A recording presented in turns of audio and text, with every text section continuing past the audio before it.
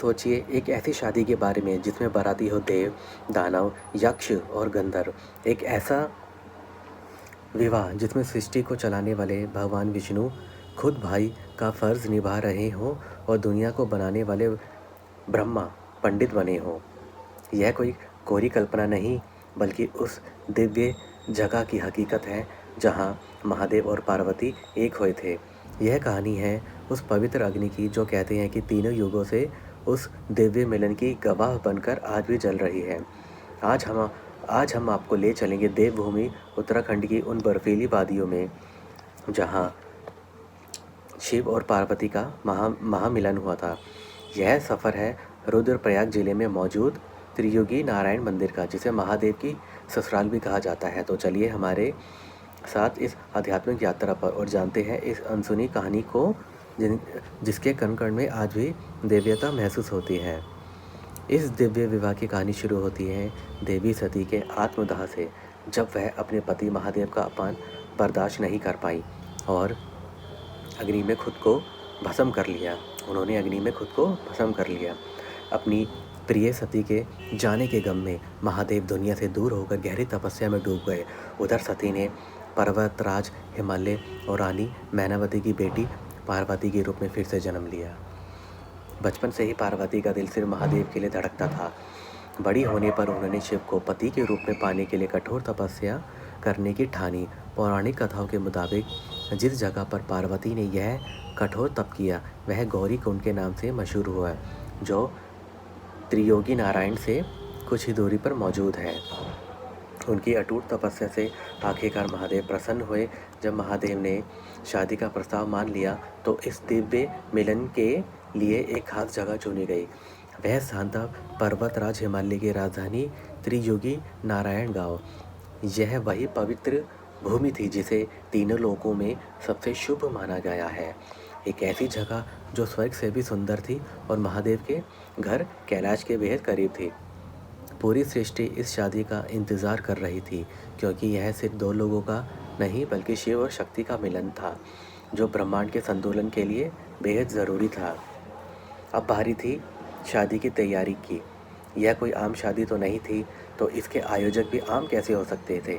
दुनिया को चलाने वाले भगवान विष्णु ने खुद देवी पार्वती के बड़े भाई की भूमिका निभाई। उन्होंने ही शादी की सारी रस्में और परंपराएं तय की और अपनी बहन पार्वती का कन्यादान करने की जिम्मेदारी संभाली।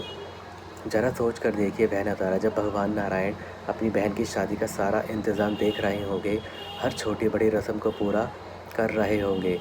यह भाई बहन के प्यार की एक ऐसी मिसाल थी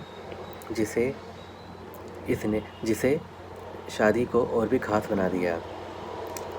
और पंडित इस दिव्य विवाह के पुरोहित बने खुद सृष्टि के रचयिता भगवान ब्रह्मा। उन्होंने वेदी बनाई, मंत्र पढ़े और शादी की सभी रस्में पूरी करवाई। जिस जगह पर बैठकर ब्रह्मा जी ने यह शादी संपन्न कराई वह आज भी मंदिर परिसर में ब्रह्मशिला के नाम से जानी जाती है।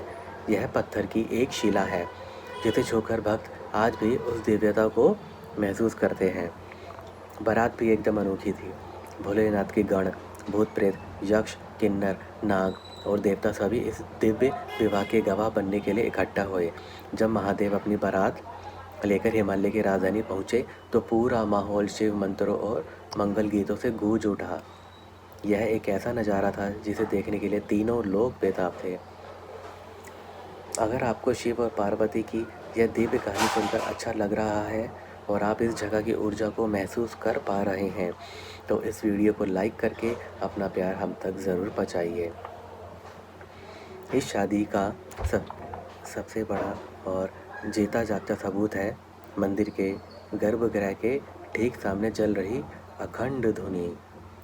यह वही पवित्र अग्नि है जिसे भगवान ब्रह्मा ने शादी के हवन कुंड में जलाया था और इसी आग को साक्षी मानकर भगवान शिव और देवी पार्वती ने 7 फेरे लिए थे। मान्यता है कि यह दिव्य ज्वाला तीनों युगों से आज तक जल रही है, यह कभी नहीं बुझी। इसलिए इस मंदिर को अखंड धुनी मंदिर भी कहते हैं। आज भी जब श्रद्धालु यहाँ आते हैं तो वे इस पवित्र आग में लकड़ियाँ और हवन सामग्री चढ़ाते हैं। माना जाता है कि ऐसा करने से उनकी ज़िंदगी में खुशहाली आती है।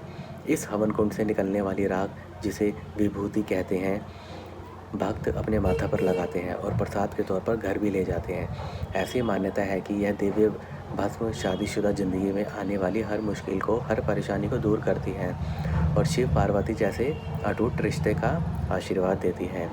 यह आग सिर्फ एक ज्वाला नहीं है, बल्कि समय को पार करता हुआ एक जिंदा आशीर्वाद है, जो सदियों से भक्तों को अपनी कृपा दे रहा है। इस मंदिर की दिव्यता सिर्फ अखंड धुनी तक ही सीमित नहीं है। जहाँ 4 पवित्र कुंड भी हैं, जिनका पौराणिक महत्व बहुत गहरा है। शादी के समारोह से पहले इस दिव्य आयोजन में शामिल होने वाले सभी देवताओं ने इन्हीं कुंडों में नहाकर खुद को पवित्र किया था। पहला, रुद्र कुंड। यह कुंड नहाने के लिए है। माना जाता है कि शादी में शामिल सभी देवताओं ने और गणों ने यहीं स्नान किया था। विष्णु कुंड। यह कुंड शुद्धिकरण के लिए है। पार्वती के भाई की भूमिका निभा रहे भगवान विष्णु ने शादी की रस्में शुरू करने से पहले इसी कुंड में स्नान किया था। तीसरा है ब्रह्म कुंड। यह कुंड आचमन, पूजा से पहले शुद्धि और पितरों को जल अर्पित करने के लिए है। शादी के पुरोहित भगवान ब्रह्मा ने अनुष्ठान से पहले इसी कुंड में स्नान किया था। चौथा है सरस्वती कुंड। इन तीनों कुंडों में पानी का स्रोत सरस्वती कुंड से ही आता है। एक मान्यता यह भी है कि उस कुंड की उत्पत्ति भगवान विष्णु की नासिका से हुई थी। इन कुंडों में स्नान करना बेहद पवित्र माना जाता है और ऐसी गहरी आस्था है कि यहाँ स्नान करने से संतानहीन जोड़ों को संतान का सुख मिलता है। ये कुंड सिर्फ पानी के स्रोत नहीं, बल्कि उस दिव्य घटना के गवाह हैं जहाँ सृष्टि के रचयिता ने खुद को महामिलन के लिए तैयार किया था। त्रियुगी नारायण मंदिर की पौराणिक कहानी और इसकी पवित्र ऊर्जा आज भी लोगों को अपनी ओर खींचती है।